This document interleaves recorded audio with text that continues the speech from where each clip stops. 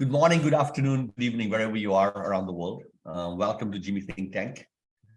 GIMI Think Tank has a weekly webinar series where we talk about innovation trends. We talk about innovation management, and we talk about what's going on in innovation in other parts of the world. Three different types of themes that people are very interested in.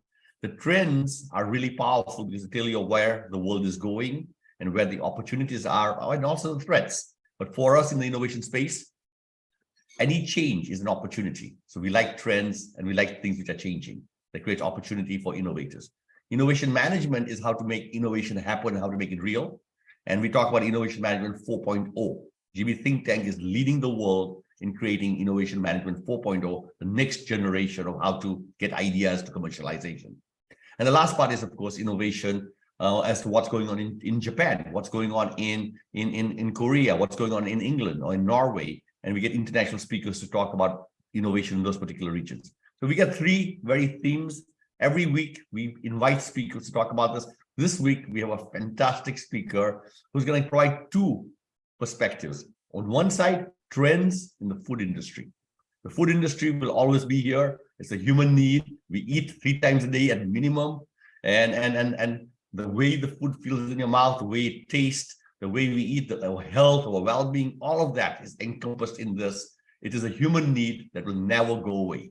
But there are changes in technology, changes in food production, changes happening right in front of us right now at phenomenal speed. Manish will be speaking about that. He is a chief technology officer, chief innovation officer of one of the largest food companies in the world, as a supplier to virtually every food company out there, a core ingredient provider, starch and other components that makes our food delicious, tasty, crunchy, chewy, and all the wonderful things that goes with that. So Manish is going to tell us about food innovations in that space. He also works as a supplier to all the food companies who are, you guys know, companies like McDonald's, companies like supermarkets and food service companies. So he's worked with all parts of the value chain. And so he is the world's expert in food. And we are very privileged to have him over here. But not only that, he's also a world expert because his company was global. And in the global world, how you connect everything globally with taste, experiences, features, and all that kind of stuff. And again, Manish represents that global, international person, the Renaissance person of the future, people who've got a foot in multiple countries and understanding how cross-cultural ideas have to be used and to kind of move them across horizontally. Today, I think we're going to have a treat. Manish is a good friend of mine, and I've really enjoyed working with Manish, and I believe we're going to learn a lot. So with that, Manish, welcome. Let them know anything I might not have introduced you correctly on, education, background, everything else, but come on, let's put Manish on the screen with me so we can just kind of chat for a few minutes. Manish, a little bit of background about yourself so people know who you are. Yeah, Hitendra, thank you for that. And I want to thank Arla for kind of helping me kind of get on this call. So again, thank you for the opportunity. So yeah, Hitendra, you're right. Worked in the food ingredient space for 30 years. And in that capacity, I had the opportunity to work across the value chain. And when I say value chain, we work with our customers, which are like CPG companies, as well as, go back in the supply chain, which is the farmers and traders. So we work with them.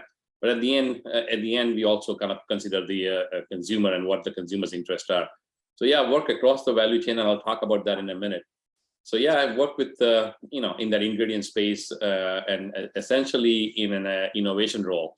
I wore multiple hats for the company as I was working for that company, but how should I say it? The core area was always innovation, whether it's research, whether it's development or process development or innovation management or governance. So it's basically stayed in that particular arena. So know a little bit about innovation, know a little bit about the food industry. So with that, Hitendra, we can get moving.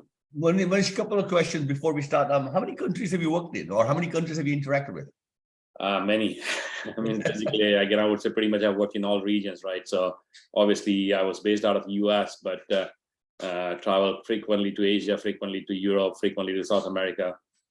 So yeah, I've traveled the globe and understand the customer dynamics in the region. And what number of food companies in the Fortune 500 were your clients? There are many, right? So basically, you talk about multinationals like Unilever and Nestle, all the way down to startup companies, and we have pretty much touched every one of them, right? Because the company provides ingredients that are essential in the manufacture of the food. So we have pretty much worked with I would say, Ethan, it wouldn't be an exaggeration if I say we have worked with pretty much every company in the Fortune 500, which is in the food space. And Manish, one last question, because most people in the world, when they talk about companies, they talk about B2C companies, business to consumer companies. And you are one of the hidden secrets where your company is really a B2B company, business to business, that nobody knows about. If you're a consumer, you have no idea that your company actually existed. And something like 80% of all the companies on the planet are actually B2B, if not even 90% probably. And do you still have people kind of saying, when you say I used to work at this company, people say, where, what, huh? Or they get it? I think, no, you're right. I think, again, you mentioned, most of the ingredient companies, although, Ingredient, which I worked for many years, is one of the premier specialty starch company and especially sweetener company. So many people in the value chain know them quite well. However, if I'm talking to a person who is not familiar with the food industry, they would have no idea. Although Ingredient kind of shares ingredients on the New York Stock Exchange, it's not that familiar to a lot of people, such as companies such as P&G and Unilever and everything will be on people's tongue, but not Ingredient. So yeah, you're right. Yeah. So guys, this is we're going to learn a lot today, and I think Manish, as you take your last sip of your coffee, yep, we're going to lean back and we're going to listen to you share wisdom, insights, intelligence, and ideas. All right, so let me share my screen first, see if technology works. And is the technology working? Yes, it is. All right. So, well, again, thank you, Hitendra and Arla, for this opportunity. And I would like to keep this session, if you don't mind, a little bit interactive, right? So you will see my slides are light on content. It's on purpose. Basically what I'm trying to do is I'm really excited to share my thoughts on innovation in the food industry. So when he talks about food industry in particular, but like many other industry, the consumer is at the center of the innovation. It's basically consumer drives or consumer preferences drive the innovation in the food industry. And again, we are all consumers of the food. So again, you can relate to this. Our purchasing habits are slow to change. What you purchased 10 years ago, you may still be purchasing it. So our habits are kind of slow to change. However, our preferences, and in particular, the diets that we like are somewhat dynamic. So the diet that you may have tried 10 years ago, you may be trying a something different diet. There are like 10 different types of diets. And again, that kind of, I would call it somewhat dynamic. And the consumer preference also changed, right? So, and I'll talk about that in a minute. In the past, the connection of food and health was a little bit fuzzy. Now the connection, that connection is becoming much, much stronger. So what I'm trying to say is, consumer is really looking for, healthy food that basically helps them prevent a disease state. So again, I think that is also creating a different demand for different type of foods, right? So again, the takeaway on this slide is consumer basically is at the center of the innovation that we do in the food industry. Manish, this has been true in terms of where basic needs are very, very primal, and again, habits are hard to change. And a lot of people think that something new comes along, people will logically buy it, but consumer behavior and the way they live their lives and all that all affect whether your innovations are going to be accepted or not. So putting this topic right in the middle, saying, do you really understand the consumer? Even if you got a cool product, makes no difference. And I think that's very valuable. Yeah. Yeah. So when you then look at the value chain in the food industry, I have tried to purposely make this less complex. It's quite complex, but when you look at the value chain, it all starts with the consumer, as I just talked about, right? And it goes to then the food manufacturers such as Kraft and Unilever and P&Gs, or Unilevers of the world, Nestle's of the world. And then you have the food ingredients company, such as Ingredion and others. And then, of course, if you go further down in the value chain, is the farmers who kind of provide the raw material that are needed to support the food industry. So again, there are many aspects of this value chain. So again, even if you look at the food ingredients company, their value chain is also different. So you can go vertically against each of those bubbles that I've drawn, and they have their own value chain. But fundamentally, this kind of shows how the food industry value chain looks like. And again, there are mega trends across each one of these bubbles, but there are a few that are driving kind of innovation across, right?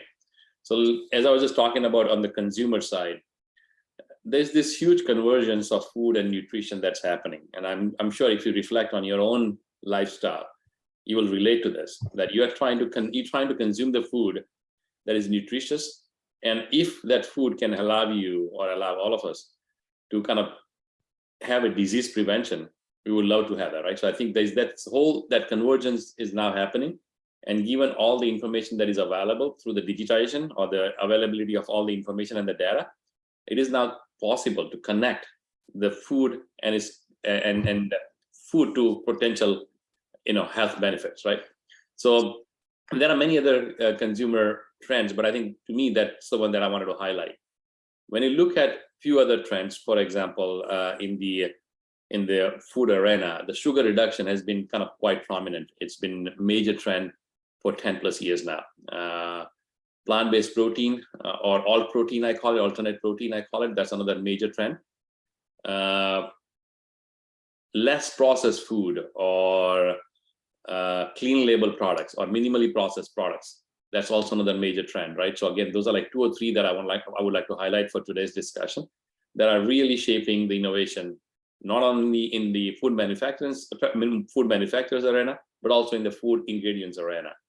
And then when you talk about farmers, I think the farmers, the rise of ESG is making the whole farming much more digital. And I think this leads to this whole notion of traceability, right? So again, availability of various technology and use of even the use of technology such as the RNA technology that was used to support the COVID vaccine.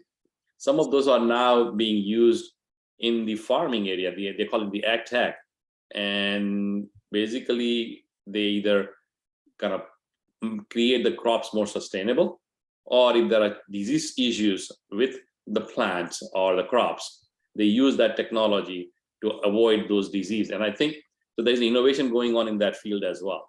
So I'll just take a quick pause here and see if if there are any questions. But the message that I want to get across is there is innovation happening across the value chain, and there are common threads in some cases. Some cases, they're not, but there are common threads across the value chain.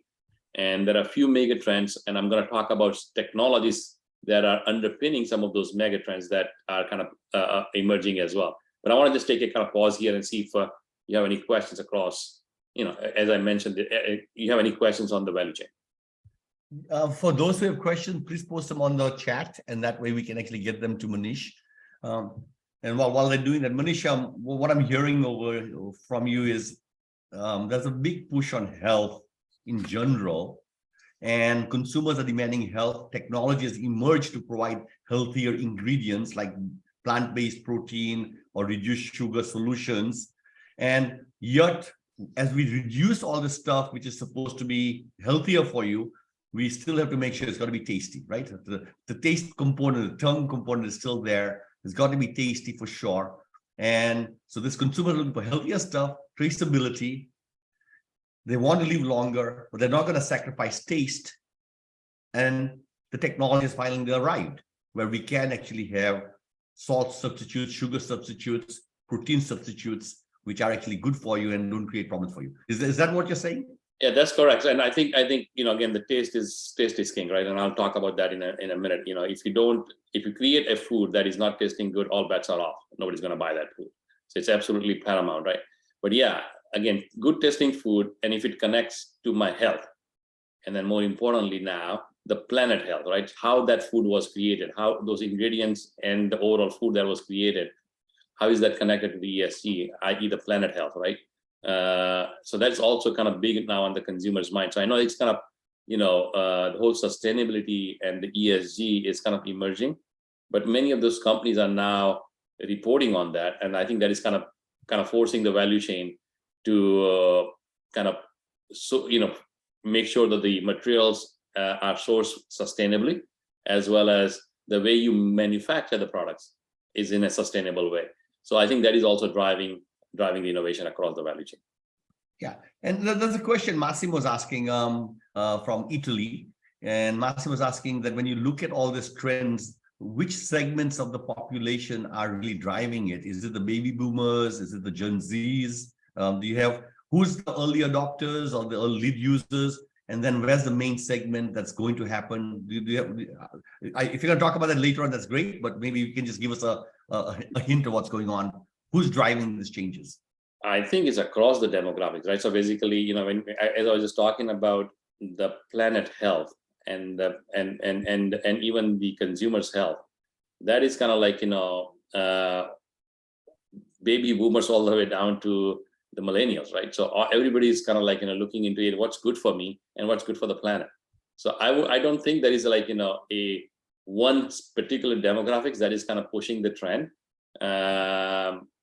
So I think it's across. To be honest. Manish, Massimo Andriolo is from Italy, and where we all enjoy good food and everything else. So I'm sure Italy is paying attention to this as a country, because people go to Italy partly for the great art and great museums and everything else, but also for the great food. Yeah.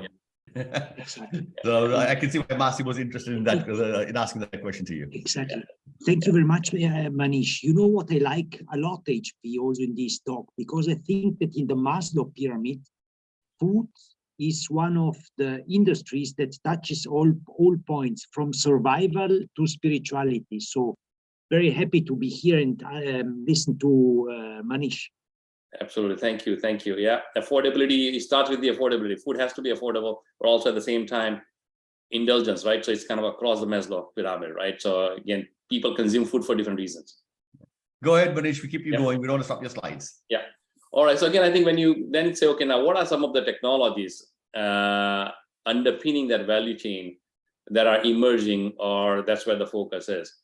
And if you kind of Google or research, you will find 40, 50, 60 technology platforms that are kind of supporting even the food industry, right?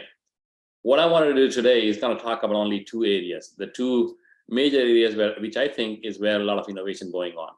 One, I think most of you could relate, is biotechnology. The biotechnology was quite prominent in the pharma industry, but given the advances in the technology, it's coming into the food, into the food now. And I want to talk about like two technologies, which I think is here now. Again, it's still in the emerging place. So basically, if you look at the fermentation and cellular agriculture, and I think they are being used in the food ingredients and food formulation, I would say they are still in early stages, but the adoption is improving.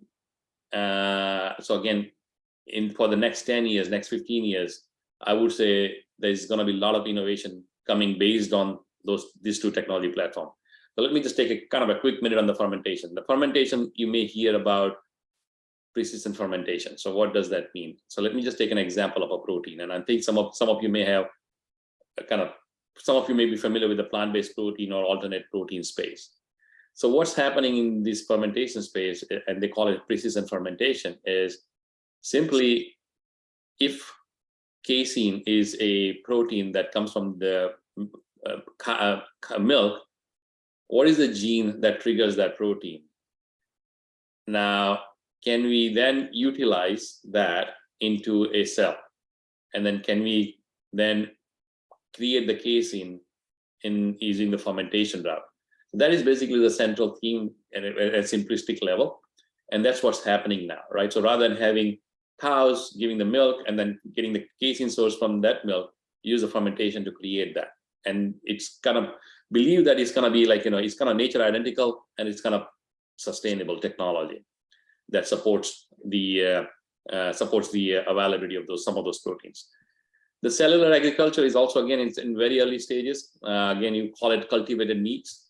And, again, the central theme behind that is compared to animal-based protein, this is similar to that, but it is much more safe and sustainable.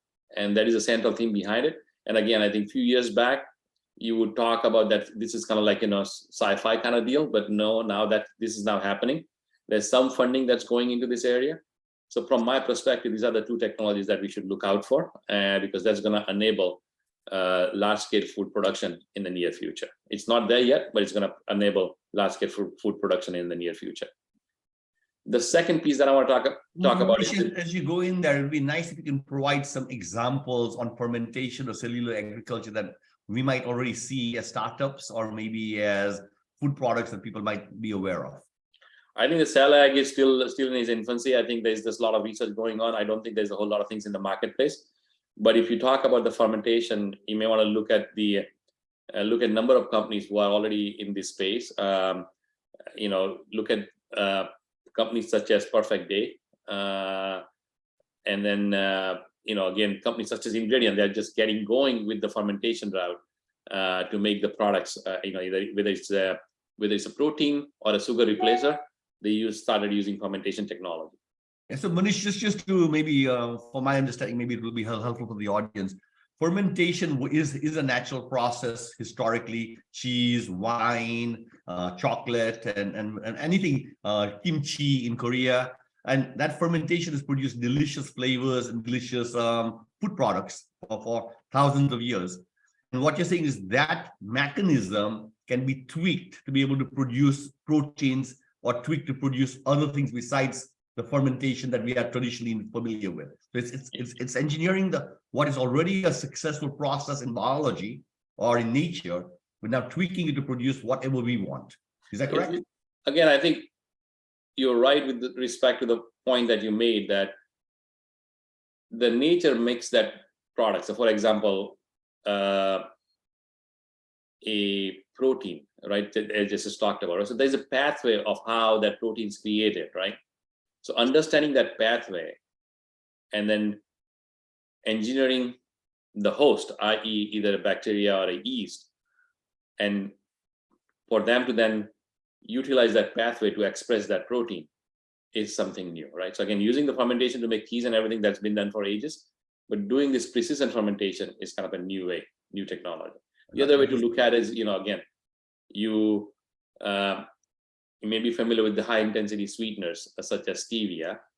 And when you look at one of the molecule that it gives a sweetness, it's a rabe or raben.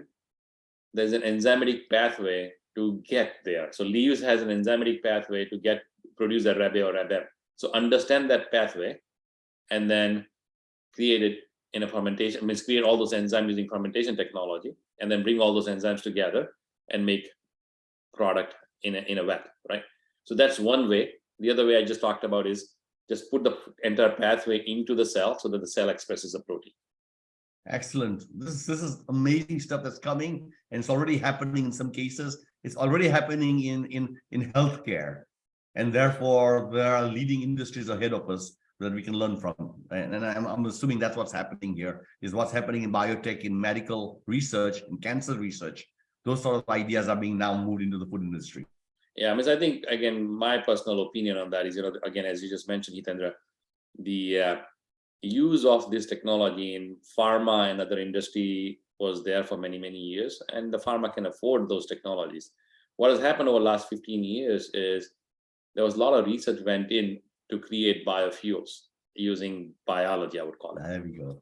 And that biofuel kind of lost some of the value prop, right? Because the value prop was kind of beat or meet the oil prices, right? And when the oil is at current prices, some of those technologies are not going to be able to provide the product at cost, right? At large scale. But all that research then kind of got being utilized in the food industry. And you are given all that research, now you're getting to a point where you could use this technology to make food which are affordable. In the past, that were not. The affordability was the key, right? So you can use the technology, but you can't afford the product. Now that is kind of getting blurred now because of the advancement in the technology. Thank you, Manish. Okay. The other area, which I think from my vantage point, you would say, digital transformation in the food industry means what are you talking about? To me, I think this is another very exciting area.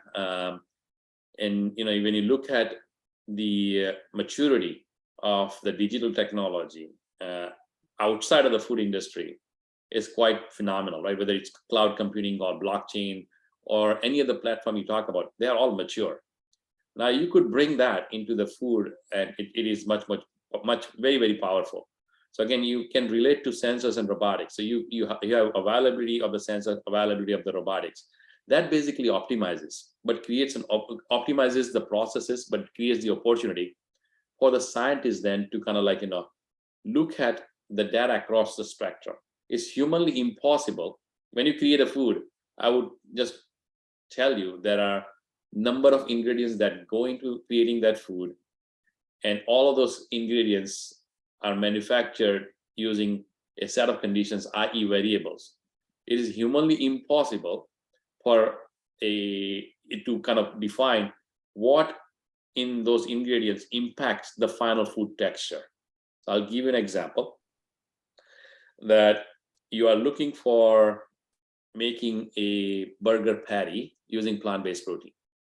Simple concept, right? So again, this is the Beyond Meat and Impossible Food, and all of them are doing it. But you want, again, we talked about the taste and the texture. The consumer likes the same taste and the texture. Now, in order to get there, you have to go through a lot of permutations and combination. And those companies, I believe, have gone through that. But what is now available through digital transformation is you have availability of all the data, how all the ingredients were prepared, and then how do you brought all these ingredients together, what are the processing conditions and everything. So all that information is available to you. And then you could then utilize the algorithms to understand what is the most important variable that controls, or what are the most important variables that control the outcome, i.e. the food itself. And I think this is quite huge. This is quite huge. This was not available as I was growing up, and as I was doing my own innovation. I was doing basic innovation like everybody else does. But this whole area is kind of emerging, and it's quite powerful. And you will hear terms such as digital formulation or in silico formulation. None of those things existed. So you could create now food digitally, right? So meaning, I'm not saying that, again, all these variables, all these materials, you can bring it together digitally. And then you say, okay, now this is the final recipe to create that food. Chef, please make that recipe work. And then chef makes the product and say, okay, now it's good or it's not good. And you just take that information, put it back into your algorithms, for example. So this is where humans and algorithms are interacting and creating the food that we all like at a rapid pace. So I think this technology in combination with biotechnology and others is kind of going to be very important, because that helps connecting the dot very, very quickly compared to the time it took us to create all those dots. Manish, in order for this to work effectively, one of the toughest senses that we still have not probably figured out is taste. Winning hot, spicy, salt, sweet, and all that. Or human tongue is a superior mechanism right now as a sensor, but we need to get digital sensors or electronic sensors for those kind of things. Are those also emerging very quickly for us to digitally say this sweet is sour, sweet, hot, spicy, or whatever? Yeah, it's happening. There are works going on at universities. When I left Ingredient, we were working with a couple of companies, a couple of universities to help us in that arena. So again, yeah, the work is going on. Is it mainstream yet? No. So is it coming mainstream? Yeah, because availability of the large platforms where you can have a lot of data that you can connect to the taste receptors, right? So that is happening. Is that available now? I don't think so. Okay. And Manish, the second question I have for you around this is, and this is, I'm going to say something which I'm not proud of, so I'm going to say it. And the objective of any company when they make food or any product is to make sure customers keep on buying it. let me reframe that word. Buying it again and again means addiction. All right, we get them addicted to your products. And so we see that with Facebook and Instagram with the like, Netflix with the binging. And even with food, you cannot just eat one chip. You got to eat another one and another one and another one. And the algorithms in your head, which makes you reach forward to eat some more because it tells you it's delicious, it makes you happy, it makes you something. Where are we going with this thing called I know you better than you know yourself? And therefore, I could get you to eat as much because I know how to figure you out better because I got billions of dollars of research understanding brain science, taste, and the human behavior. I know this is a tough question, but I want to throw it out at you because ultimate objective is you want your customers coming back again and again. We call that addiction. I think, but Heathen, just layer in. So again, it's a great question, and I think, and again, there are documentaries and films on this particular subject, right? Subject of food addiction. But think about this concept now, personalization, right? Again, I bring the digital piece in there now. Consumer preferred / personalized food is coming. So if you go into the grocery store to purchase your food and you pick up the food and you kind of like you just scan it using the QR code or barcode, your app will tell you whether that's healthy for you or not. So if you really are really after your own health, it's coming. So again, I think will that break this whole notion of the addiction that you just talked about? Means I'm addicted to sweet food, for example. Yeah. Will that break that? I don't know. But that tool or that technique is going to be available to you very shortly. Okay. So that personalization is happening, right? So if, again, a lot of people here to the doctor, if doctors are saying that, you're not allowed, you should not be eating this kind of food. And if that is become easy for the consumer that, okay, if the food that I'm buying, is it good for me or not? And if you kind of aid in that kind of, you bring that technology when the buyer is making a purchasing decision, that could be helpful. So one of the things that I just want to pay attention to is the fact that as we understand humans better than humans understand themselves, and we can create algorithms to be able to encourage choices or even make decisions before you even think about it. That's where we're going. We will need a counter force for the force, which says, eat another potato chip. You like sweets, I like salt. And I cannot stop eating a chip and another chip and another chip. I love it. But I know it's not good for me. And there is no app I know which kind of works for me right now, except my wife glaring at me. Right. And that's about the only thing I have. So we do need to figure these things out. But I appreciate the digital transformation and the possibilities. But we can take some lessons also in terms of opportunities. As there's Facebook, there's an anti-Facebook. And there's personalization for you, and there's personalization from the company perspective. They may not be aligned. Yeah, I'm saying, Ethan, it's all about habit that I talked about, right? Consumer habits don't change that easily or that quickly, right? So all we can hope for is there's an aid that's coming in and that's going to help us. Again, with the notion of having healthy eating, and then of course something's helping you to kind of change your buying behavior or purchasing behavior. And I do like this this robotic stuff. I'm seeing new innovations coming in kitchens where there's a microwave oven which automatically tells you what food you can cook, and you can buy the kit, and then it looks like you cooked it, and the microwave oven knows how to cook it for the right time and everything else. So there's a whole bunch of beyond just the food, but the kitchen, the refrigerator, and everything else going around it, wrapping it around to create the end product, which makes you feel like a chef, but you did absolutely nothing, but it makes you feel like a chef. Is also happening. So it's really cool stuff. Yeah, and I think there's an emergence in, and when you look at the biotechnology, because it's again, there's just a lot of data and a lot of requirements for creating those models, and that digital kind of helps you do that. So I think there's a convergence of these two technology platforms could be quite huge for the food industry in the coming years. Yep. Okay. Thank you. So just very quickly, my view on the state of innovation, right? So again, this is my personal opinion of where the technologies are, against some of the mega trends and what's the state of some of this technology. So I talked about some of this already, but let me just talk about few, right? So in the case of mega trends, sugar reduction, I think there are emergence of new foods and beverages using high intensity sweeteners, whether it's like, stevia or even the old high intensity sweetener. and new non-caloric bulking agents. And this is where the market adoption is improving. Are we there with respect to replacing the bulk sugar completely? No.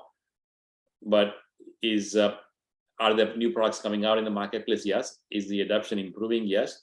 But it's a long way to go, right? But again, this is still a mega trend, and it's going to remain a mega trend for a while. But the innovation is kind of happening, and it's kind of sticking now, right? So that would be my takeaway on the sugar reduction side.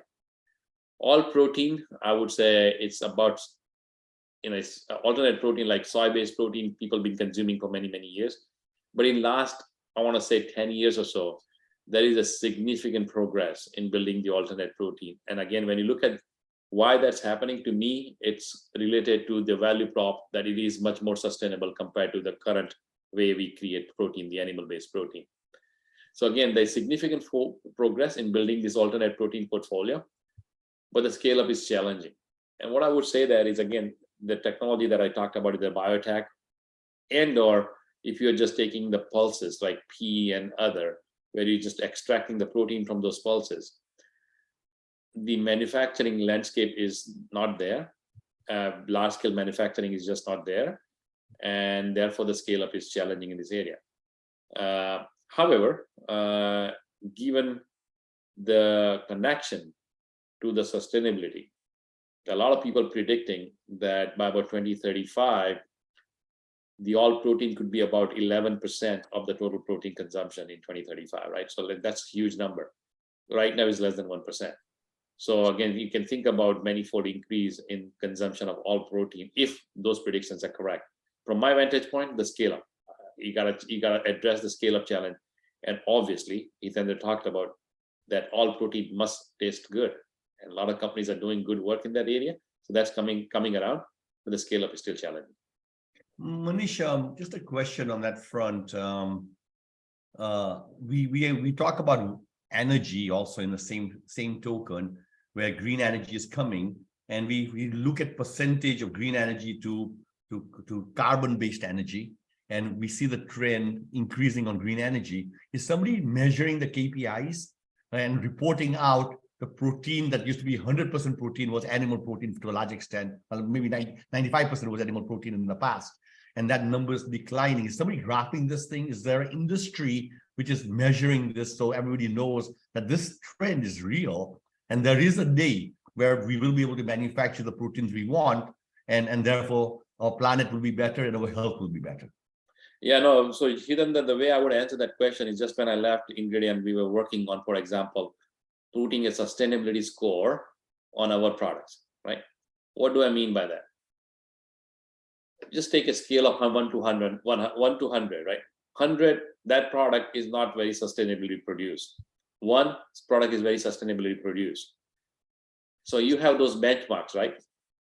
And then you compare how you're producing your product against those benchmarks, and then say, okay, I got a score of 65, right? So that is now happening, right? That is now happening because major corporations, given their ESG initiatives, they're looking for that information from the suppliers, right? So those kind of things are happening, Hitendra. So yeah, again, that data is available. There are apps being built, and again, I think it's going to continue because, like you said, green energy is one thing, but also then sustainable sourcing and how the food was prepared, how the ingredients were prepared. That data needs to be visible to consumers as well as the purchaser of the ingredients as well as purchaser of the raw material. So for example, companies such as Ingredient need to know whether the farmer from whom they're buying the product is that sustainable. And same thing, if you're selling the product to like Nestle, they would say, okay, is that sustainability produced? And then obviously the consumer will read the ESG score on the food itself. So all this thing is happening. Manish, I'm going to make one comment on the side over here. The scale up on manufacturing using fermentation or algae as a backbone for the factory or for producing things. I am seeing also in other industries than food also. In the cement industry, they're trying to use the same algae to produce cement because high temperature production is expensive, and that's how cement is produced. and they're trying to do everything at room temperature. And algae works at room temperature. And so they're working and they're trying to produce cement at scale. And the amount of cement we need to produce is a lot. Yeah. And so I do agree with you that the scale up is an issue, but whoever solves it and addresses it is going to win big, win very big.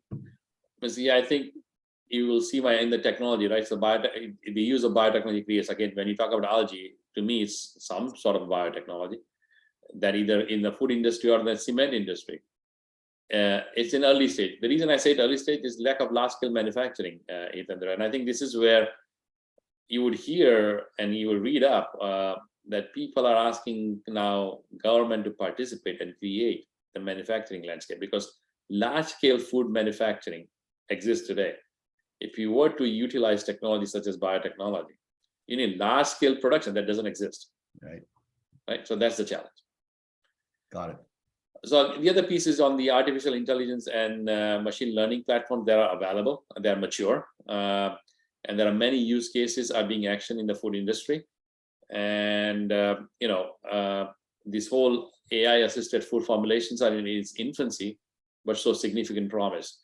I ask you to make a note of a company called Notco, N-O-T-C-O. Notco is a Brazilian company. Take a look at what they are doing. They already have some products in the marketplace, but try to understand how they came up with those products. So basically, they have a product called Not Milk in the marketplace.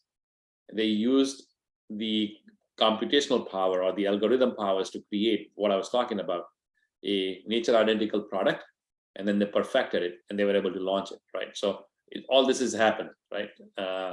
So that's the state of the innovation, state of the technology. And then again, this whole piece related to ESG that I talked about, I think there's significant commitment around the green energy or the ESG commitment by major corporation that is driving innovation in the value chain. Some quick thoughts on the startups, right? I want to put it right up at front. A good testing, consumer prefers sustainable solution. A good testing, consumer preferred sustainable solution would get the funding support. I know the macroeconomic environment is getting tough, but even in that tough environment, if the solution is catered to consumer preferred and or good tasting product, there should be a support for that innovation. Consumer adoption of the new to the world food and the food ingredients is slow. This is just adoption is slow. But the key reason from my perspective that drives the key reason for that is the supply chain. You can't produce that product at mass, and because of that, the cost is still high, and all of those things kind of lead to the adoption issues, right? So although it's good, but it's expensive. So my simple idea here or simple thought here is, as we are developing, as the companies develop those products, they got to innovate across the supply chain to make sure that the supply chain is going to allow the production of whatever the innovation is at scale. If that doesn't exist, it's just going to remain a kind of a niche business. I've seen that many times. Manish, I want to just make the point on that second one. Is this is probably the number one reason why companies and startups and even new innovations in a big corporation fail, is they see the innovation inside their own little silo. And they might have even tested with the customer or consumer, and the consumer says, I like it. But they don't understand that in between there are channels to market and the players who may not get aligned or not understand what's going on from the supply side and everything else. And you do have to work across the whole value chain to make sure everybody says yes, yes, yes, yes, yes for an idea to be successful. And I think hammering on that second point right there is really key. And then a lot of innovators and a lot of entrepreneurs don't really get it, except saying, I like it. I think it's cool. My consumer says it's cool. I don't know why they're not buying it or why it's not actually getting traction. But so that point, I think, is so powerful. And just a question for you. How did you get the value chain lined up when you were in some of the big companies you were working with? How do you make sure everybody would say yes, yes, yes? Was there a committee, a meeting, a value chain ecosystem? How did you make that happen? I think the way I would answer the question is, when we would work in innovation arena to cater a certain consumer need, right? So that came from either consumer or our our customer, i.e. the food companies, told us that's the need. So need was very clear. And given that need, then we kind of worked towards a solution. And we worked in collaboration up the cycle, right? Meaning with our customers. And this is where, we always iterate around how good the end product is and how affordable the end product is. That was the cycle, right? And then of course, we then will go back into the value chain. So for example, in the case of low processed products or clean label products, you have to work with the farmers, or you have to work on the crops, for example, to have that trait in the crop itself, so that you don't have to make a modification into the raw material, right? So that's where you work backward into the supply chain. So again, work forward into the value chain with the customers to make sure that you're preparing a good tasting food which is affordable. Go back in the value chain, work with the farmers and others to create the raw material which you don't have to then modify. So that's how I would answer that question. Okay, thank you. Yeah. Okay, this last piece is also huge, right? The startups depend on outsourced manufacturing, and there's just a lot of them are available. But there's, in many new cases, many new products that you're trying to manufacture which may not be available. And this will lead to delay in product launches and the ramp ups. So again, you got a great concept, it works, it's good testing, but you just don't have a supply chain. So my suggestion there would be to, build the case for the right size manufacturing investment during the early stages, during the funding cycles. I see that's missing in some cases because there is a heavy reliance on outsourced manufacturing. And this is one of the major challenges based on what I have seen. Okay. That's great. So 2 success criteria I would give you. I think we talked about this. The taste and affordability goes together. So again, nothing matters if food doesn't. So if you do the innovation and if it is not tasting good, no matter how healthy it is, it's not going to work. And the second piece right after that is you made a great product, tastes good and everything, but if it is not affordable, if it doesn't fit within the benchmarks, it's not going to stick. It's not going to stick. So again, I think it's that simple in my mind. I think others may have different ideas, but in my mind, for success criteria for innovation in the food spaces are these 2: taste and price. Manish, when I was in the electronic space at Motorola, our mantra was always, whatever you produce next year, your innovation is to deliver on all the value propositions of the past and more, and should cost the same. And then so it was always adding new functionality or new features into the food, and not really driving cost up. You can price it up, but the cost must not go up, was the requirement. Right. Yeah. So it's similar there, yeah. Hopefully this sticks, right? So again, taste and price. Yeah. So in summary, the food industry and its value chain offer an outstanding opportunity today, right? So innovation, that value chain is very solid, and the innovations are going across and within each of those bubbles that I showed on the earlier slide, right? I think this point that I think is becoming big, right? If I'm personally going out and looking at the food and saying, okay, how is that food sustainably produced? What I'm kind of now concerned about is the planet health, right? In addition to my own health. And I think this is becoming much, much stronger. And this is what I would say the millennials and Gen Z are actually much more, I guess, look for this kind of materials, right? Look for this kind of food that, okay, it's good for my health, but how was it produced? Does it help the planet health? And I think this is where this whole notion of sustainability is the key reason in my mind the plant-based proteins are picking up traction. Because the idea is that is much more sustainable compared to the animal-based protein. The second point is the adoption of the new to the world products in the food industry has been slow. The pace of adoption is changing. I think given that all the information that are available, the consumer habits are kind of, again, as I mentioned before, their buying preference or their habits are slow to change, but they're now looking at purchasing some of this new food. And once they like it, the adoption is kind of quick because there's just a lot of information available around that particular food. So in my mind, the adoption space, at least, I guess, is changing. And then the final piece is humans and algorithms working together have an opportunity to create some fantastic food choices for the future.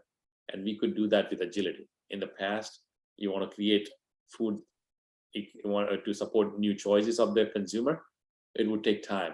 Now you can do much rapidly. So that's my summary. That's my few minutes here on innovation. Open up for questions. Manish, this is great. If you want to stop presenting, we'll put your talking heads on together so we can see each other. That's great. There are always questions over here, Manish, which are interesting. So this is really, I want to first say, really impactful, easy to understand, and you had a lot of insights in there. So I mean, that's what the best presentations are usually. So really appreciate that. My question to you right now is, as an expert in the food industry, what are the watch outs that you would actually provide to the big companies? I was listening to the CEO of Mondelez talk about innovation just yesterday on Yahoo Finance, and then you listen to them, and they are still doing 90% of the businesses on this sugar, salt industry sector, and he said they're growing really well. People are eating, and they're not changing the behaviors as fast as you think, and all that. But these disruptions are coming. And are they going to come from small companies, or is it going to come from the big companies figuring it out by acquiring small companies?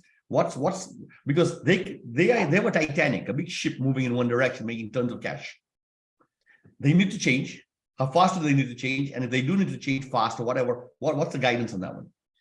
I think the big corporations, they do continue to do that innovation.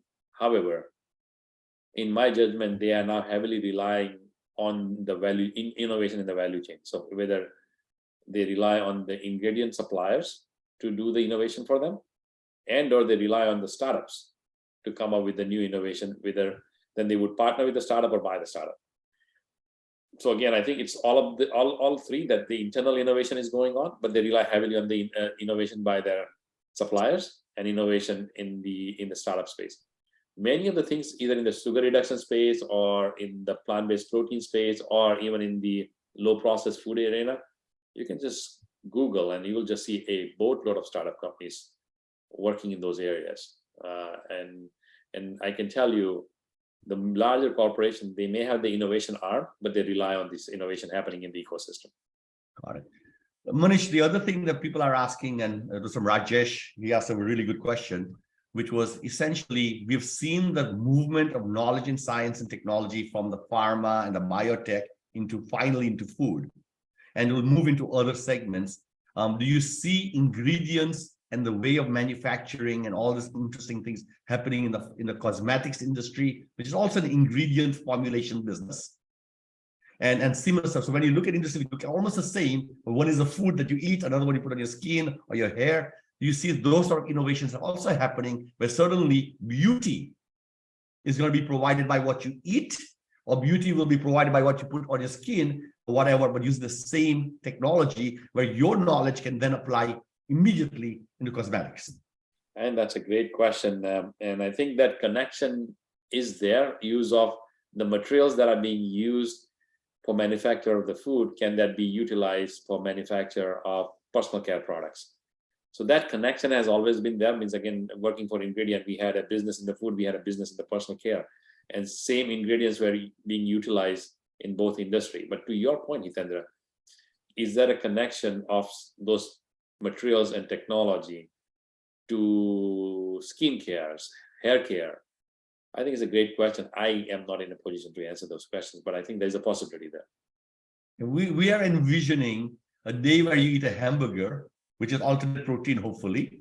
And in that hamburger, as you eat it, it's salty and it's oily and fatty and delicious as you chew it, and the fat runs out the side of your mouth.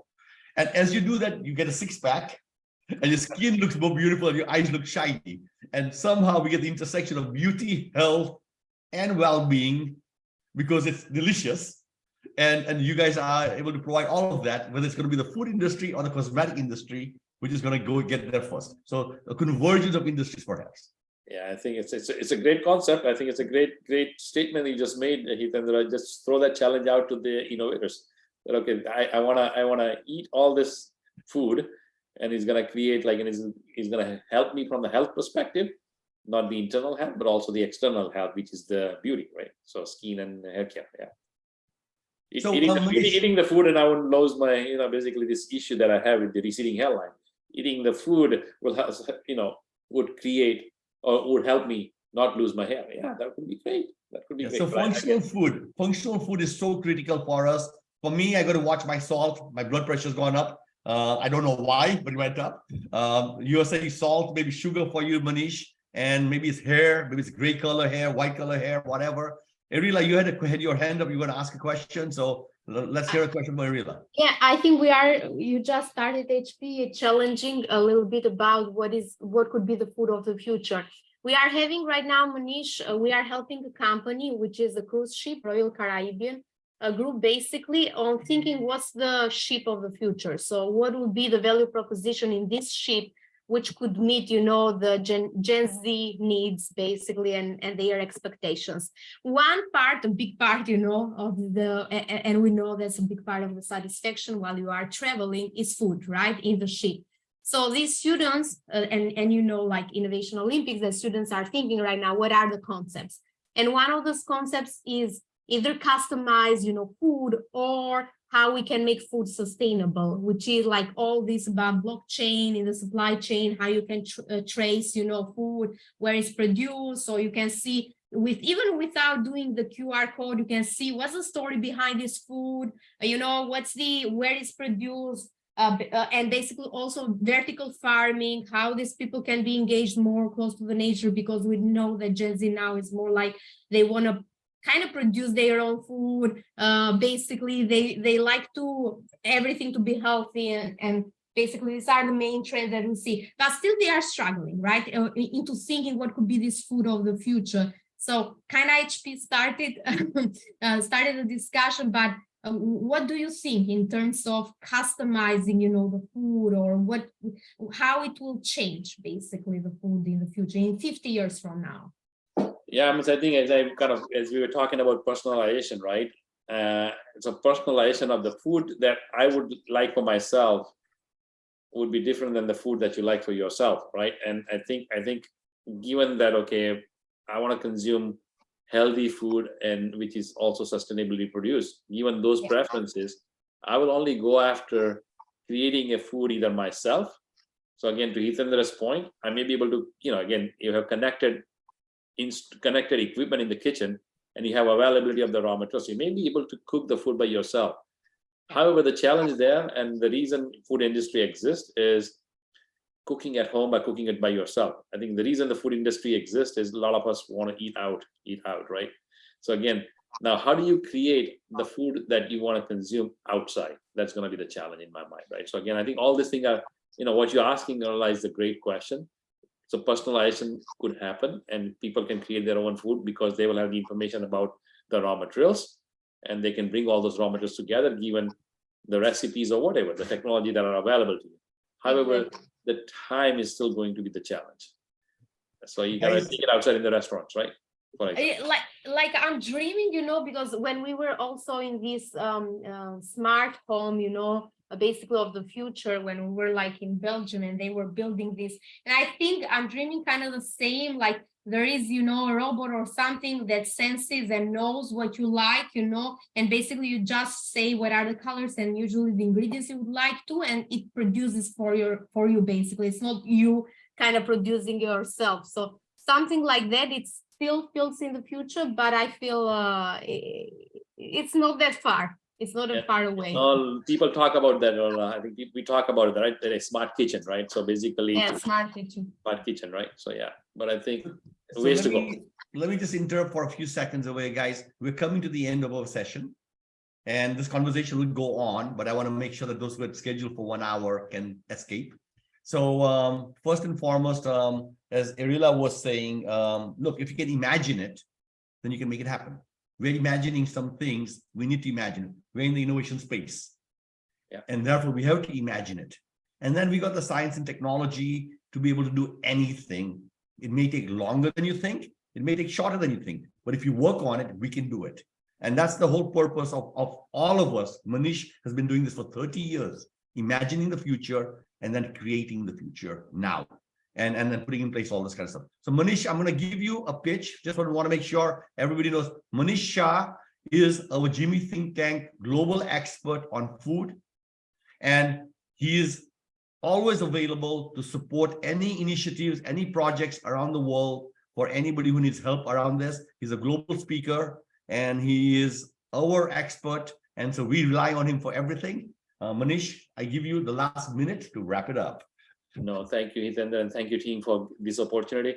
And like Hitendra said, I'm just a LinkedIn contact away or a email away or work with Arola to get in touch with me. But again, thank you for this opportunity.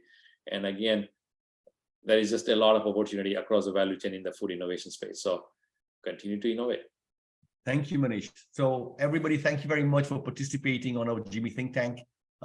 This comes to an end for many of you. Thank you. We'll continue talking about trends. Today, it was all about trends, about where the food industry is going. And inside those trends, you can see it's not just food industry, it's pharma industry, biotech industry, cement industry. You learn from one industry and apply it to others. We talked about innovation management 4.0. There was some elements of that discussion about looking at startups as a way to get information for big companies and others. So that's always going to overlap in our meetings. And then we learn about what's going on in other parts of the world. We heard about Brazil leading the world right now with consumer insights through algorithms. Again, you expect this to happen in Japan, maybe in Korea, but it's happening in every part of the world now. The world is flattening. So with that, thank you very much. Next week, we look forward to seeing you again and continuing our journey. We want to imagine the future. We want to create the future now, and together, and I mean this again, seriously, together we can. Thank you. Thank you very much.